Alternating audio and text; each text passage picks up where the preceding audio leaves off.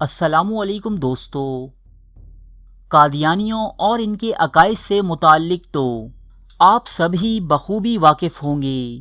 یہ وہ جماعت ہے جو عقیدہ ختم نبوت کی واضح منکر ہے، حالانکہ اس عقیدے کی تائید میں قرآن مجید کی کئی آیات اور سینکڑوں احادیث مبارکہ موجود ہیں۔ لہٰذا آج ہم قادیانی عقیدے یا ان کے مذہب پر بات نہیں کریں گے، بلکہ آج ہمارا موضوع گفتگو پاکستان کا وہ شہر ہے جو ساری دنیا میں موجود قادیانیوں کا سب سے بڑا مرکز ہے۔ قیام پاکستان سے قبل چناب نگر یعنی سابقہ ربوہ جس جگہ آباد ہے، اس جگہ کا پرانا نام چک ڈھگیاں تھا اور یہ ایک غیر آباد جگہ تھی۔ تقسیم ہند کے وقت اکثر قادیانی اپنے دوسرے خلیفہ کی قیادت میں بلووں کے ڈر سے گھبرا کر پاکستان آ گئے۔ یہاں انہوں نے موجودہ ربوہ یعنی چناب نگر کے مقام پر خیموں کی ایک بستی بسائی جسے یہ قادیان دارالامان کہتے تھے۔ پاکستان کے پہلے وزیر خارجہ سر ظفر اللہ خان کی کوششوں سے، جو خود بھی ایک قادیانی تھے، اس جگہ قادیانی جماعت کے لیے 12,000 روپے کے عوض 1,034 ایکڑ زمین کی لیز مورخہ 11 جون 1948 کو پاس کی گئی۔ اس وقت اس جگہ کا نام ربوہ رکھا گیا۔ ربوہ ایک عربی لفظ ہے جس کے لفظی معنی اونچی جگہ کے ہیں۔ یہاں باقاعدہ قادیانی آباد کاری کا افتتاح مورخہ 20 ستمبر 1948 کو ہوا۔ اس موقع پر 5 بکرے ذبح کیے گئے اور پھر ہر کونے خدرے سے قادیانیوں کو لا کر یہاں آباد کیا گیا اور کسی بھی مسلمان کے لیے یہاں زمین حاصل کر کے گھر بنانا ممنوع قرار دیا گیا۔ یوں ناجائز اثر و رسوخ استعمال کرتے ہوئے ریاست پاکستان کے اندر ایک قادیانی ریاست بنائی گئی۔ اس شہر ربوہ یعنی چناب نگر سے متصل قادیانی جماعت کا ایک قبرستان جسے بہشتی مقبرہ کہا جاتا ہے بھی واقع ہے۔ اس قبرستان میں اکثر قبروں کی تختیوں پر ایک عبارت دیکھنے کو ملتی ہے، امانتاً دفن۔ قادیانیوں کا ماننا ہے کہ تقسیم ہند عارضی ہے اور جلد یہ دونوں ملک یعنی انڈیا اور پاکستان ایک ہو جائیں گے۔ اس کے بعد ہم اپنے مردے نکال کر اپنے آبائی شہر قادیان لے جائیں گے اور ان کی دوبارہ تدفین ہوگی۔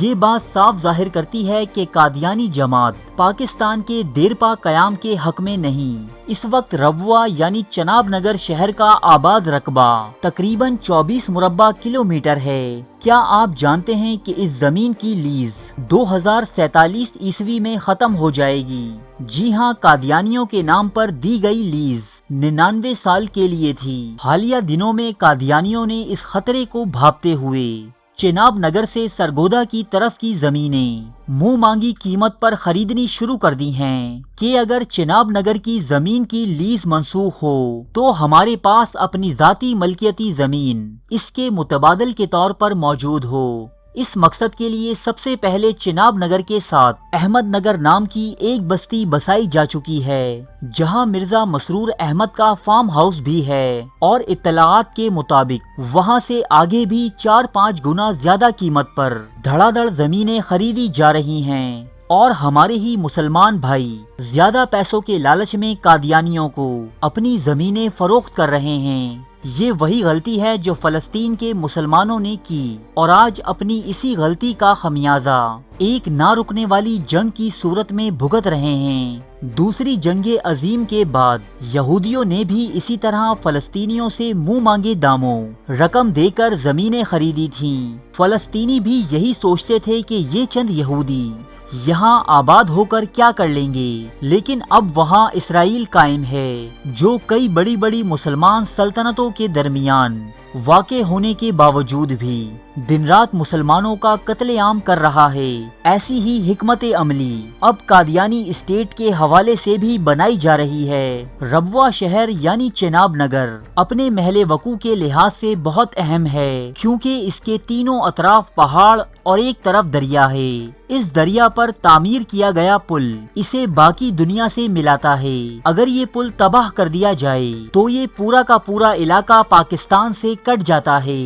چناب نگر میں ایسے بہت بڑے بڑے گراؤنڈز بنائے گئے ہیں جن کی زمینیں گہرے کنکریٹ سے تعمیر شدہ ہیں اور ان کے اوپر مٹی ڈال دی گئی ہے تاکہ بوقت ضرورت انہیں بطور ایئرپورٹ استعمال کیا جا سکے۔ مغربی ممالک خصوصاً اسرائیل اور امریکہ سے قادیانیوں کو ملنے والی امداد کسی سے ڈھکی چھپی نہیں۔ چند مہینے قبل اسلام آباد سے شائع ہونے والے ویکلی کارپوریٹ ایمبیسڈر نے انکشاف کیا تھا کہ اسرائیلی فوج میں 300 قادیانی خواتین سمیت 600 قادیانی خدمات سر انجام دے رہے ہیں اور ان تمام کا تعلق پاکستان کے اسی شہر ربوہ یعنی چناب نگر سے ہے۔ اسرائیل جیسے ملک میں جہاں ایک عام پاکستانی کا فوج میں شمولیت اختیار کرنا تو دور بلکہ داخل ہونا بھی ممنوع ہے، وہاں 600 قادیانی مرد و خواتین کا فوج میں شامل ہونا اس بات کو ظاہر کرتا ہے کہ اسرائیل میں قادیانیوں کو فوجی تربیت دی جا رہی ہے۔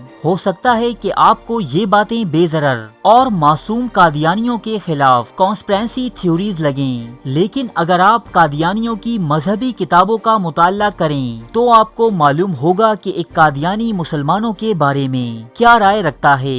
دشمن ہمارے بیابانوں کے خنزیر ہو گئے اور ان کی عورتیں کتیوں سے بڑھ گئی ہیں۔ نجم الہدا صفحہ 53، روحانی خزائن جلد 14 صفحہ نمبر 53۔ از مرزا قادیانی، اور مجھے بشارت دی ہے کہ جس نے تجھے شناخت کرنے کے بعد تیری دشمنی اور تیری مخالفت اختیار کی وہ جہنمی ہے۔ تذکرہ مجموعہ الہامات صفحہ نمبر 168، طبع دوم از مرزا قادیانی۔ یہ وہ رائے ہے جو قادیانی عام مسلمانوں کے بارے میں رکھتے ہیں۔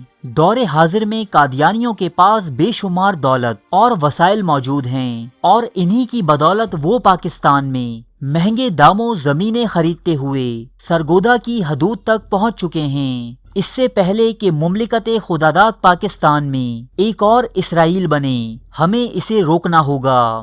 لوگوں کو بتانا ہوگا کہ تھوڑے سے دنیاوی فائدے کے لیے اپنی آخرت اور قومی تشخص کا سودا نہ کریں اور اپنی زمینیں انہیں نہ بیچیں، ورنہ شاید چند سال یا چند دہائیوں بعد اس عمل کے نتائج ملک و مذہب کے لیے انتہائی مہلک ثابت ہوں۔ ارے فرینڈز، ایک منٹ، آپ ایسے ہی جا رہے ہیں؟ اتنی محنت سے ویڈیو بنائی ہے، ایک لائک تو بنتا ہے نا؟ اور دوسرا یہ کہ آپ ہمیں اتنی بڑی دنیا میں دوبارہ کیسے ڈھونڈیں گے؟ تو اس کا حل یہ ہے کہ آپ ہمارے چینل کو سبسکرائب کر لیجئے اور اس بیل کے آئیکن کو کلک کر دیجئے۔ اس طرح ہمارے آنے والی تمام ویڈیوز آپ تک پہنچتی رہیں گی۔ ارے ڈریے مت، یہ بالکل فری ہے۔